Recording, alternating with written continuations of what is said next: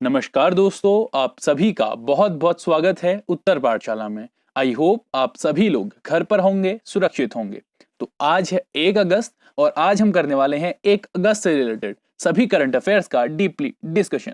तो आप ये वीडियो बहुत ध्यान से देखिएगा। लास्ट में मैं आपसे क्वेश्चन भी पूछूंगा जिसका आंसर आपको हमारे कमेंट बॉक्स में कमेंट करना होगा। तो दोस्तों, अगर आपको ये वीडियो पसंद आती है तो वीडियो को लाइक करें, शेयर करें और हमारे चैनल उत्तर पाठशाला को सब्सक्राइब करें। आप बेल आइकॉन को जरूर प्रेस कीजिएगा दोस्तों, जिससे चैनल से रिलेटेड सभी नोटिफिकेशन आपको सबसे पहले मिल सके।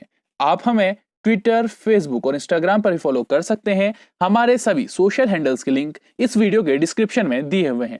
चैनल से रिलेटेड किसी भी जानकारी के लिए या हमारे व्हाट्सएप ग्रुप को ज्वाइन करने के लिए आप हमें हमारे इस व्हाट्सएप नंबर पर भी कॉन्टेक्ट कर सकते हैं। तो दोस्तों, इस संडे से हम आपके लिए करंट अफेयर्स पर आधारित एमसीक्यूज की एक वीडियो लेकर आने वाले हैं। तो पूरे वीक के करंट अफेयर्स के रिवीजन के लिए आप उस वीडियो को जरूर देखिएगा। तो चलिए दोस्तों, शुरू करते हैं 1 अगस्त की कुछ इतिहास की महत्वपूर्ण घटनाओं के साथ। 1 अगस्त सन 1831 को नए लंदन ब्रिज को यातायात के लिए खोल दिया गया था। 1 अगस्त 1883 को ग्रेट ब्रिटेन में अंतर्देशीय डाक सेवा शुरू हुई थी। 1 अगस्त 1914 को प्रथम विश्व युद्ध की शुरुआत हुई थी दोस्तों। 1 अगस्त 1916 को भारतीय राष्ट्रीय कांग्रेस की पूर्व अध्यक्ष एनी बेसेंट ने होम रूल लीग की शुरुआत की थी। 1 अगस्त 1920 को महात्मा गांधी ने असहयोग आंदोलन की भी शुरुआत की थी। 1 अगस्त 1920 को विद्वान, गणितज्ञ, दार्शनिक और भारतीय राष्ट्रवादी नेता बाल गंगाधर तिलक का निधन हुआ था। 1 अगस्त 1953 को क्यूबा के पूर्व राष्ट्रपति फिदेल कास्त्रो को गिरफ्तार किया गया था। 1 अगस्त 1953 को ही देश में सभी एयरलाइंसों का हवाई निगम अधिनियम के तहत राष्ट्रीयकरण किया गया था। 1 अगस्त 1957 को नेशनल बुक ट्रस्ट की स्थापना की गई थी।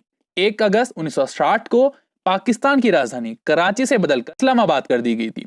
1 अगस्त 1975 को दुर्वा बनर्जी एक वाणिज्यिक यात्री विमान का संचालन करने वाली विश्व की पहली पेशेवर महिला पायलट बनी थी दोस्तों। और 1 अगस्त 1995 को हब्बल दूरबीन ने शनि के एक और चंद्रमा की खोज की थी। 1 अगस्त 2006 को जापान ने दुनिया की पहली भूकंप पूर्व चेतावनी शुरू की थी। तो ये थी 1 अगस्त की कुछ इतिहास की महत्वपूर्ण घटनाएं। अब शुरू करते हैं आज के करंट अफेयर्स। हमारा पहला करंट अफेयर है, DIAT ने कोविड-19 से निपटने के लिए आश्रय मेडिकल बेड नामक एक बेड विकसित किया है। तो defence institute of advance technology DIAT द्वारा कोविड-19 वायरस के प्रसार को रोकने और इसे नियंत्रण करने के उद्देश्य से एक मेडिकल आइसोलेशन बेड सिस्टम आश्रय विकसित किया है। अब बात करते हैं आश्रय मेडिकल बेड के बारे में। तो defence institute of advance technology द्वारा विकसित यह मेडिकल बेड आइसोलेशन सिस्टम कम लागत पुनः उपयोग किया जाने वाला समाधान है, जिसमें एक्सेल के पास एक खींचने या नेगेटिव दबाव बनाकर एरोसोल को और अधिक फिल्टर और विघटित करके कोविड-19 रोगियों के लिए जरूरी आइसोलेशन को बनाए रखा जा सकता है। इसका मॉडल बनाने वाले निर्माता के अनुसार 10 बेड की यूनिट स्थापित करने के लिए लगभग 1 लाख रुपए खर्च आएगा, जबकि घर में क्वारंटाइन के लिए एक बेड की लागत लगभग 15,000 रुपए होगी। बेड आइसोलेशन सिस्टम को मेडिकल ग्रेड सामग्री संरचना पर समर्थित विशेष पारदर्शी और पारभासी सामग्री और निर्माण प्रक्रिया से तैयार किया गया है। अब इसे किसने विकसित किया है? Defence institute of advance technology. तो उन्नत प्रौद्योगिकी रक्षा संस्थान defence institute of advance technology Bharat में रक्षा संबंधी प्रौद्योगिकी शिक्षा में अग्रणी समविद्यापीठ है। इस संस्थान का प्रबंधन रक्षा अनुसंधान एवं विकास संगठन रक्षा मंत्रालय भारत सरकार के अधीन है। यह संस्थान पुणे महाराष्ट्र के खड़गवासलाबाद के पास गिरिनगर इलाके में स्थित है। तो DIAT के जो अभी कुलपति हैं, कौन है दोस्तों? CP राम नारायण। कौन है दोस्तों? CP राम नारायण। हमारा नेक्स्ट करंट अफेयर है, भारतीय AXA जनरल इंश्योरेंस ने बहुत जरूरी है नामक एक अभियान शुरू किया है। तो बहुत जरूरी है एक अभियान किसने स्टार्ट किया है? भारतीय AXA जनरल इंश्योरेंस। तो भारतीय AXA जनरल इंश्योरेंस ने किसानों के लिए अपनी उपज सुरक्षा और वित्तीय सुरक्षा के बारे में उन्हें प्रोत्साहित करने के लिए महाराष्ट्र और कर्नाटक में बहुत जरूरी है नामक फसल बीमा अभियान शुरू किया है। इसमें महाराष्ट्र के अहमदनगर, नासिक, चंद्रपुर, सोलापुर, जलगांव, सतारा व कर्नाटक के धारवाड़, मैसूर और कोडांगू शामिल हैं। अब भारतीय AXA जनरल इंश्योरेंस ने किस अभियान की शुरुआत की है, बहुत जरूरी है। तो अब बात करते हैं बहुत जरूरी है अभियान के बारे में। भारतीय AXA जनरल इंश्योरेंस महाराष्ट्र और कर्नाटक में प्रधानमंत्री फसल बीमा योजना PMFBY के तहत 3 साल की अवधि के लिए किसानों का बीमा सुनिश्चित करेगी। भारतीय AXA जनरल इंश्योरेंस ने 3 साल के लिए महाराष्ट्र और कर्नाटक की सरकारों से 800 करोड़ रुपए का फसल बीमा अधिशेष प्राप्त किया है।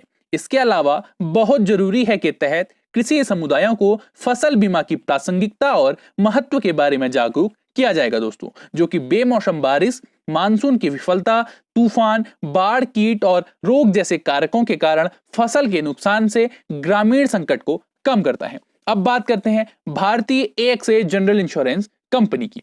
तो भारतीय AXA general insurance company limited भारतीय एंटरप्राइजेस और AXA बिजनेस ग्रुप के बीच एक संयुक्त उद्यम है। तो भारतीय AXA जनरल इंश्योरेंस कंपनी जो है वो भारतीय एंटरप्राइजेस और AXA बिजनेस ग्रुप की पार्टनरशिप में है, जो भारत में संचालित होता है। भारतीय एंटरप्राइजेस की 51% हिस्सेदारी है, जबकि AXA ग्रुप की 49% हिस्सेदारी है। कंपनी खुदरा और वाणिज्यिक ग्राहकों को सामान्य बीमा उत्पाद प्रदान करती है। इस उद्योग की स्थापना हुई थी दोस्तों 2008 में और इसका मुख्यालय है मुंबई, भारत में, और अभी इसके MD और CEO हैं संजीव श्रीनिवासन। तो भारतीय AXA जनरल इंश्योरेंस लिमिटेड के कौन MD और CEO हैं? संजीव श्रीनिवासन। हमारा नेक्स्ट करंट अफेयर है, सुनील YDVSS को UN और आईकोंगो ने करमवीर चक्र पुरस्कार से सम्मानित किया है। तो ये हैं सुनील YDVSS। तो इनको UN और आईकोंगो ने किस पुरस्कार से सम्मानित किया है? करमवीर चक्र पुरस्कार से। तो SS मोटिवेशन के संस्थापक सुनील YDVSS को IIT दिल्ली में आयोजित रेक्स लाइव में संयुक्त राष्ट्र और इंटरनेशनल कॉन्फेडरेशन ऑफ NGO द्वारा ग्लोबल फेलोशिप अवार्ड के रूप में स्थापित करमवीर चक्र अवार्ड से सम्मानित किया गया है। उन्होंने अपने टेलीग्राम चैनल SS मोटिवेशन के माध्यम से समाज के लिए अथक योगदान दिया, जिसके लिए उन्हें यह पुरस्कार दिया गया है। वह सामाजिक मुद्दों से संबंधित बात करते हैं और अपने चैनल के माध्यम से हर दिन लोगों को प्रेरित किया करते हैं। पिछले साल उन्होंने जो पुरस्कार जीते उनमें Rashtra Prerna, iconic personality of India, incredible Indian icon और ह्यूमैनिटेरियन एक्सीलेंस शामिल हैं। अब बात करते हैं करमवीर चक्र पुरस्कार की। तो करमवीर चक्र पुरस्कार उन लोगों को दिया जाने वाला एक वैश्विक पुरस्कार है जो साहस दिखाते हुए, परिवर्तन की पहल करते हुए और कम यात्रा वाले जीवन पथों पर चलते हुए समाज में योगदान करते हैं। यह पुरस्कार अपने पूर्व राष्ट्रपति डॉक्टर APJ अब्दुल कलाम के लिए सम्मान का प्रतीक है। इस पुरस्कार को प्रथम बार 1984 में दिया गया था दोस्तों। हमारा नेक्स्ट करंट अफेयर है, गुवाहाटी में सीवर मेन होल की सफाई करेगा रोबोट बैंडिकोट। तो जो बैंडिकोट रोबोट है वो गुवाहाटी में अब सीवर मेन होल की सफाई करेगा। तो गुवाहाटी विकास विभाग मंत्रालय ने सीवरों की सफाई के लिए न्यूनतम मानव भागीदारी सुनिश्चित करने के लिए पहले मेन होल सफाई रोबोट बैंडिकूट का उद्घाटन किया है। सीवर मेन होल की सफाई करने वाला रोबोट पाने वाला गुवाहाटी पूरे पूर्वोत्तर क्षेत्र का पहला शहर है। गुरुग्राम और कोयम्बटूर के बाद मेन होलों को साफ करने के लिए इस नवीनतम तकनीक की खरीद करने वाला गुवाहाटी पूरे देश का तीसरा शहर है। तो इससे पहले किस किस शहर में रोबोटों द्वारा सीवर मेन होल की सफाई की जाती है? गुरुग्राम और कोयम्बटूर। और गुवाहाटी कौन सा शहर बन गया है? तीसरा शहर बन गया है जिसने रोबोट से सीवर मेन होल की जो सफाई करेगा, और उस रोबोट का नाम क्या है? बैंडिकूट। अब बात करते हैं बैंडिकूट रोबोट के बारे में। तो जो बैंडिकूट रोबोट है, स्वचालित सीवर सफाई रोबोट गुवाहाटी नगर पालिका द्वारा खरीदा गया है। बैंडिकूट रोबोट भी दुनिया में अपनी तरह का पहला रोबोट है जो मेक इन इंडिया पहल के तहत जेनरोबोटिक्स नामक एक स्टार्टअप इंडिया कंपनी द्वारा विकसित किया गया है, जिसे Indian oil corporation limited IOCL ने CSR द्वारा वित्त पोषित किया गया था। अब ये कहां शुरू किया गया है? गुवाहाटी में। और गुवाहाटी किस राज्य में है? असम में। तो ये रहा मैप में असम। और दोस्तों असम उत्तर पूर्वी राज्य में भारत का एक राज्य है। असम अन्य पूर्वी भारतीय राज्यों से घिरा है। असम भारत का एक सीमांत राज्य है जो चतुर्दिक सुरम्य पर्वत श्रेणियों से घिरा है। भारत भूटान तथा भारत बांग्लादेश सीमा कुछ भागों में असम से जुड़ी है। इस राज्य के उत्तर में अरुणाचल प्रदेश, पूर्व में नागालैंड तथा मणिपुर, दक्षिण में मिजोरम तथा मेघालय एवं पश्चिम में बांग्लादेश स्थित है। असम की राजधानी है दोस्तों दिसपुर और वहां का सबसे बड़ा शहर है गुवाहाटी। वहां की राजभाषा है असमिया और असम का गठन हुआ था दोस्तों 26 जनवरी 1960 को। असम के वर्तमान राज्यपाल हैं जगदीश मुखी। कौन है दोस्तों? जगदीश मुखी। और वहां के मुख्यमंत्री हैं सर्बानंद सोनोवाल। कौन है दोस्तों? सर्बानंद सोनोवाल। और वहां के विधानमंडल में विधानसभा की सीटें हैं 126 सीटें और वहां से 7 राज्यसभा की सीटें हैं और 14 लोकसभा की सीटें हैं। तो हमारा नेक्स्ट करंट अफेयर है, मानव तस्करी के खिलाफ विश्व दिवस 30 जुलाई को मनाया गया है दोस्तों। 30 जुलाई को कौन सा दिवस मनाया गया है? मानव तस्करी के खिलाफ विश्व दिवस। तो संयुक्त राष्ट्र हर साल 30 जुलाई को मानव तस्करी के खिलाफ विश्व दिवस के रूप में मनाता है। महासभा ने वर्ष 2013 में 20 जुलाई को मानव तस्करी के पीड़ितों की स्थिति के बारे में जागरूकता बढ़ाने और उनके अधिकारों के संवर्धन और संरक्षण के लिए व्यक्तियों में तस्करी के खिलाफ विश्व दिवस के रूप में नामित किया। तस्करी के खिलाफ विश्व दिवस के लिए 2020 की जो थीम रखी गई है दोस्तों वो है committed to the cause working on the front line to end human trafficking. क्या है दोस्तों 2020 की थीम? Committed to the cause working on the front line to end human trafficking. Theme मानव तस्करी पहले रिस्पोंडर्स अर्थात प्रतिक्रिया देने वालों पर ध्यान केंद्रित करेगी। ये वो लोग हैं जो विभिन्न क्षेत्रों में काम करते हैं। तस्करी के पीड़ितों के न्याय के लिए पहचान, समर्थन, परामर्श और न्याय की मांग करना और तस्करों की प्रतिरक्षा को चुनौती देने का कार्य करता है। अब बात करते हैं जो ड्रग्स और अपराध पर संयुक्त राष्ट्र का कार्यालय है, उसे क्या कहा जाता है? UNODC. UNODC United Nations office of drugs and crime. तो संयुक्त राष्ट्र के अंतर्गत एक कार्यालय है जिसकी स्थापना वर्ष 1997 में United Nations International Drugs Control Programme UNDCP तथा संयुक्त राष्ट्र में अपराध निवारण और आपराधिक न्याय विभाग crime prevention and criminal justice division CPCJD के संयोजन में की गई थी।